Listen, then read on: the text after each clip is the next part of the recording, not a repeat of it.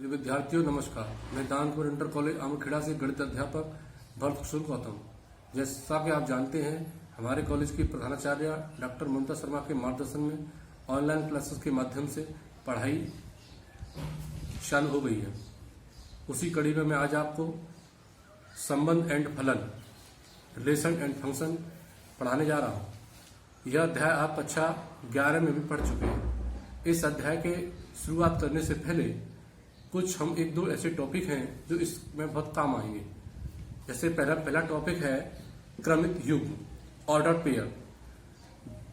Order pair के बारे में आप जानते हैं, दो अवयवों का ऐसा युग्म जिसे एक निश्चित क्रम में लिखा गया हो क्रमित युग्म कहलाता है।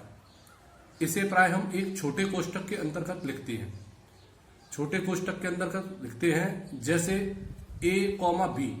a, b, a पहले आता है, b बाद में आता है, तो a, b एक क्रमित युग्म बन गया। ऐसे ही 1, 2, 2, 3 ये सब छोटे कोष्ठक में लिखना है। कौशल्या राम, पहले मां कौशल्या आई, उसके बाद राम आई। दूसरा पॉइंट है कार्तीय गुणनफल, कार्टेशियन प्रोडक्ट। इसकी परिभाषा को समझिए, दो अरिक्त समुच्चय a तथा b इस प्रकार हो कि a एलिमेंट ऑफ a तथा b एलिमेंट ऑफ b, तो सभी संभव क्रमित युग्मों a, b से बने समुच्चयों को a और b का कार्तीय गुणनफल कहते हैं। इसे a क्रॉस b से लिखते हैं और a क्रॉस b पढ़ते हैं। जैसे मैं अब आपको बोर्ड पे समझा देता हूं। जैसे मैं बता रहा था, इसे a क्रॉस b ऐसे लिखते हैं। जैसे एग्जाम्पल के तौर पे आप समझिए, a बराबर दे रखा है 1, 2 और 1, 2, 3, और b बराबर दे रखा है 3, 4, और हमें a क्रॉस b निकालना है। तो a क्रॉस b जो होगा वो होगा आपका 1, 3, 1, 4,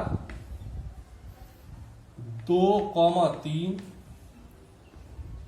2, 4, 3, 3 और 3, 4। ये हम कक्षा 11 में पढ़ चुके थे। अब हम जो संबंध जो पढ़ेंगे, संबंध की परिभाषा ही a क्रॉस b पर निर्भर करती है। इसलिए इस a क्रॉस b का जानना बहुत जरूरी था कि ये कार्टेशियन प्रोडक्ट होता क्या है। क्यों? फलन की परिभाषा ही यही है कि R is the subset of a cross b। अब जो टॉपिक में पढ़ा रहा हूं आपको, उसका नाम है संबंध, रिलेशन।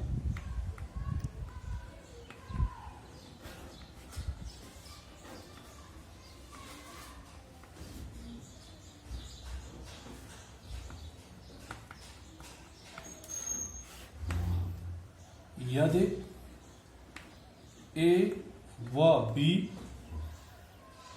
दो अरिक्त समुच्चय हैं,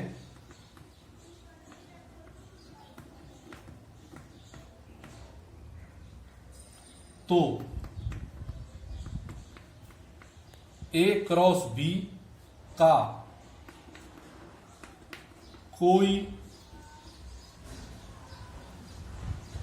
उप समुच्चय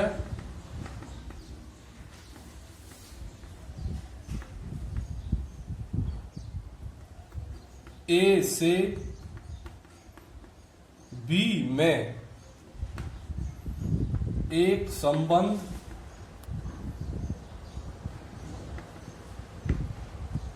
R कहलाता है।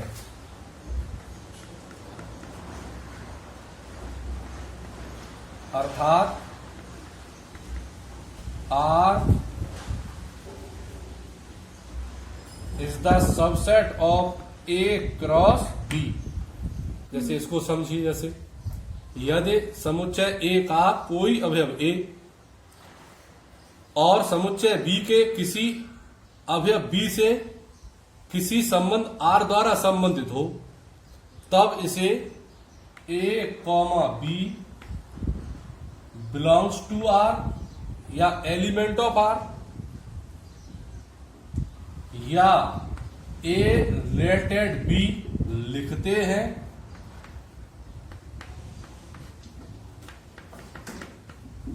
तथा A का संबंध B से पढ़ते हैं।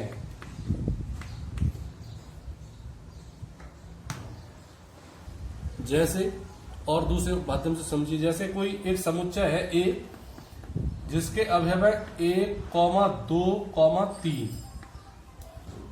और B के हैं 2, 3, 4 और A से B पर कोई संबंध R इस प्रकार परिभाषित है कि बराबर है, तो R जो होगा R हमारा होगा 2, 2 और 3, 3 ये R निकल के आएगा। क्यों कि यहां A क्रॉस B निकालेंगे। सबसे पहले तो A क्रॉस B क्या निकलेगा, 1, 2, 1, 3, 1, 4, 2, 2, 3 ऐसे ही डॉट डॉट डॉट चलता चला जाएगा। तो इसमें से बराबर वाले उठा लेंगे, तो बराबर वाला एक तो ये आएगा 1, 3, 3 यहां पे आएगा। इस तरह से ये जो रिलेशन होगा ये R इसमें से इस तरह से हम निकालते हैं। अब मैं आपको पढ़ाने जा रहा हूं संबंध का प्राण, परिसर और सहप्राण। संबंध का प्राण,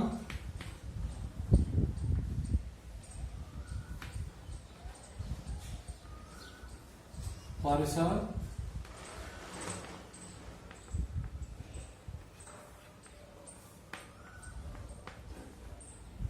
तथा सहप्राण।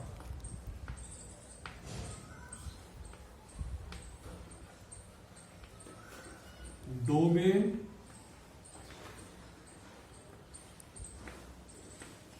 Range,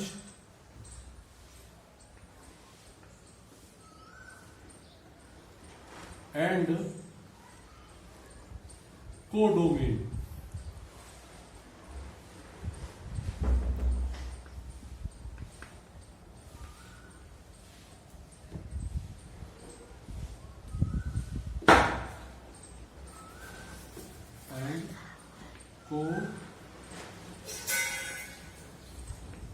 domain of a relation. जैसे मान लिया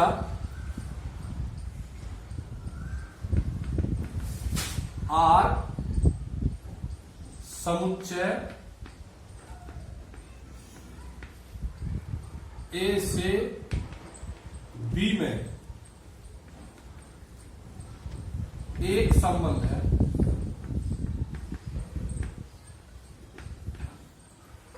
तो R subset of A cross B। तो यहां जो संबंध हमें R जो प्राप्त होगा, तो R के जो क्रमित युग्म मिलेंगे उन क्रमित युग्मों में से जो पहले वाले पॉइंट पहले होंगे वो तो कहलाएंगे प्रांत, और जो दूसरे उस क्रमित का जो दूसरा अवयव होगा वो कहलाएगा परिसर, और जो आपका सहप्रांत है वो परिसर इज द सबसेट ऑफ सहप्रांत। अब इसे जैसे मैं आपको एक एग्जांपल के माध्यम से समझाता हूं। जैसे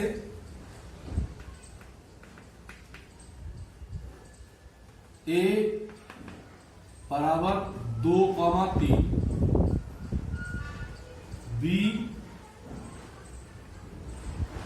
बराबर 4, 5, 6 और संबंध आर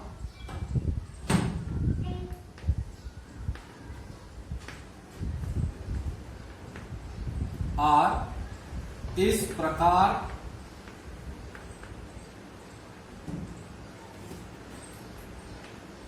परिभाषित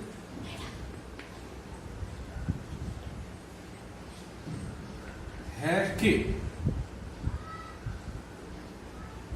ए से बी विभाज्य है,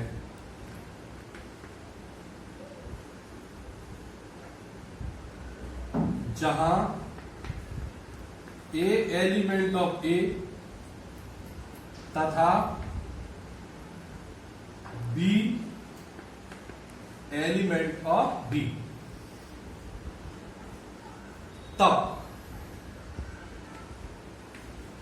यहां जो हमें आर प्राप्त होगा वो आर होगा आर इजुकल टू 2,4 2,6 2,4 2,6 और 3,6। 2 से 4 भाजित हो जाता है, 2 से 6 भाजित हो जाता है, 3 से 6 भाजित हो जाता है। तो अब यहां पे जो प्रांत होगा, प्रांत,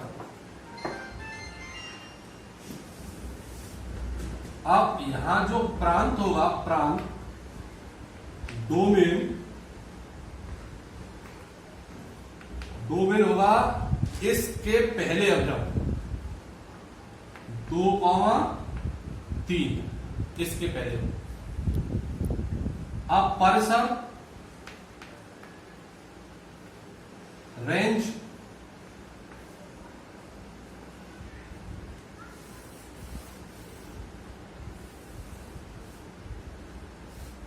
परिसर होगा हमारा 4 और 6।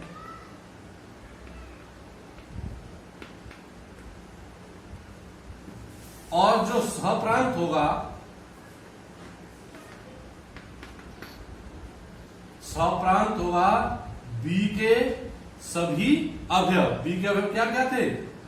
4, 5 और 6।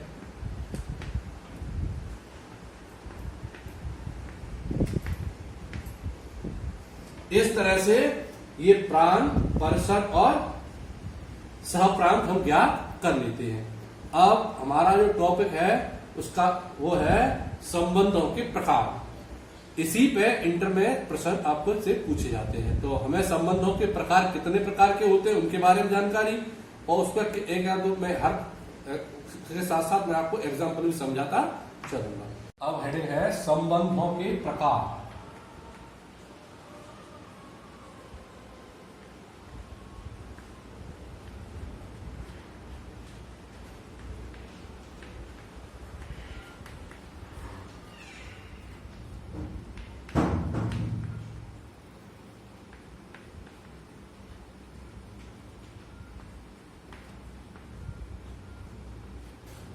इसमें पहला आता है फर्स्ट सुतुल्य संबंध।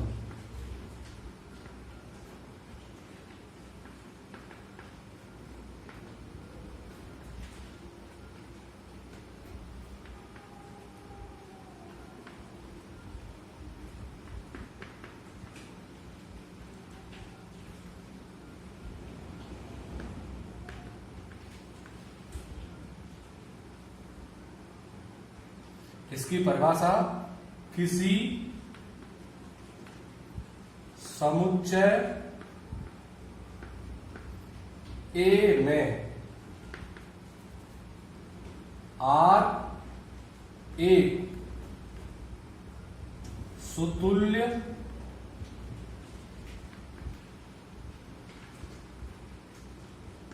संबंध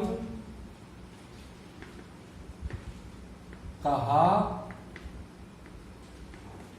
जाता है यदि और केवल यदि A, B element of R और the all values of A, element of A के लिए सत्य हो। अर्थात ए से जुड़ा होना चाहिए, संबंध ए का ए से होना चाहिए। जैसे एग्जाम्पल के तौर पर संख्याओं का कोई समुच्चय दिया हुआ है, प्राकृत संख्याओं का, और उसमें हम ये कह दें कि कोई संबंध आर उसमें प्राकृत संख्याओं में इस प्रकार परिभाषित है कि बराबर है, तो प्रत्येक संख्या अपने आप के बराबर होगी। जब प्रत्येक संख्या अपने आप के बराबर होगी तो यह संबंध कैसा होगा? सुतुल्य होगा। जैसे मान लो प्राकृत संख्या 2 है, तो 2 कन्फर्म रूप से 2 के बराबर होगी, तो इसका मतलब क्या हो गया कि 2, 2 एलिमेंट ऑफ आर और द ऑल वैल्यू ऑफ 2 और एलिमेंट ऑफ एन के लिए, तो ये संबंध कैसा हो जाएगा? ये संबंध हो जाएगा आपका सुतुल्य। अब दूसरे एग्जाम्पल में इसके माध्यम से समझाता हूं। जैसे किसी समतल में रेखाओं का समुच्चय दिया हुआ है और उसमें हम ये कह दें कि कोई उसमें समतल में जो रेखाओं का समुच्चय है उसमें कोई संबंध आर इस प्रकार परिभाषित है कि समानांतर है, तो जो समानांतर है वो भी जो संबंध कैसा होगा? एक सुतुल्य संबंध होगा, क्योंकि प्रत्येक रेखा अपने आप के समानांतर होती है। और यदि हम उसमें यह कह दें कि कोई रेखाएं एक दूसरे के लंबवत है, तो जब रेखाएं एक दूसरे के लंबवत हैं तो उसमें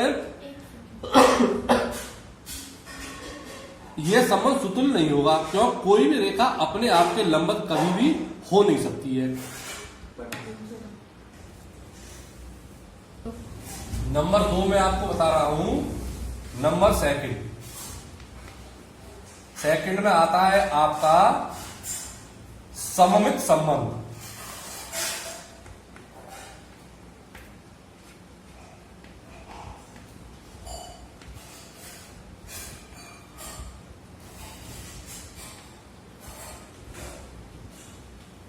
सिमेट्रिक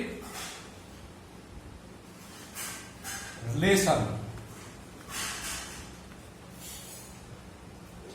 इसकी परिभाषा, यदि किसी समुच्चय ए में आर एक सममित संबंध कहा जाता है यदि और केवल यदि A comma B element of R implies that B comma A element of R, या A related B imply that B related A for the all values of A comma B element of A. इसका अर्थ यह है कि ए का जो संबंध B से है वही बी का भी संबंध ए से होना चाहिए। जैसे हम कहें किसी समतल में रेखाओं का एक समुच्चय दिया हुआ है और 2 रेखाएं हैं, एक रेखा ए है, दूसरी रेखा बी है, तो अगर ए रेखा बी के लंबवत है तो निश्चित रूप से रेखा बी भी ए के लंबवत होगी। अर्थात यदि ए लंबवत है बी के तो निश्चित रूप से बी भी लंबवत होगी ए के। अतः इसलिए ए रिलेटेड है बी से, तो इंप्लाई दैट बी रिलेटेड होगा किससे? ए से। तो यह संबंध कैसा हो जाएगा? यह संबंध हो जाएगा आपका सममित संबंध हो जाएगा।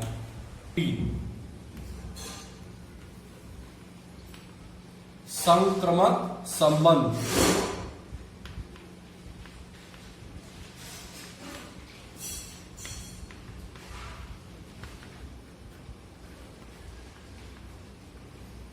ट्रांजिटिव,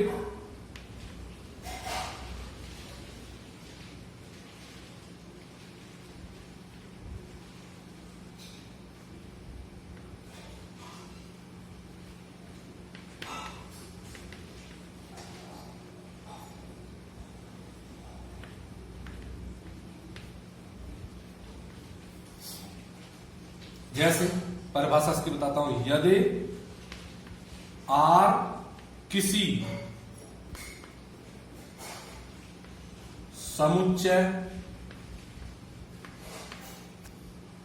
ए में एक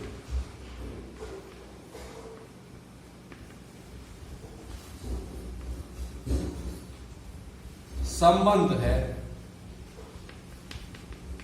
तो आर को ए में संक्रमक संबंध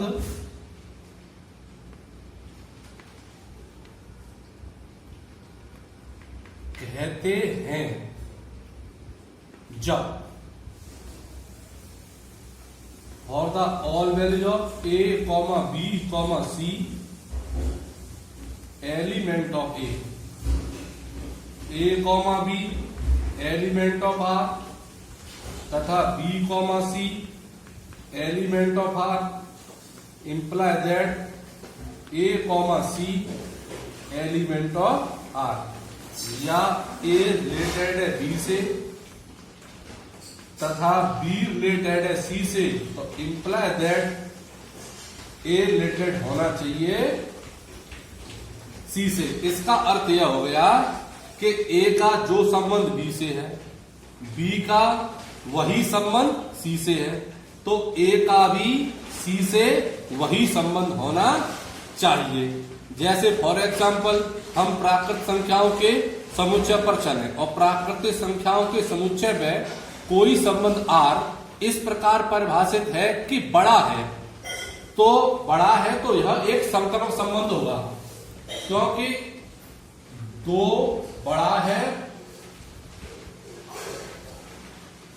3 बड़ा है 2 से तथा 2 बड़ा है 1 से, तो निश्चित रूप से 3 1 से बड़ा होगा।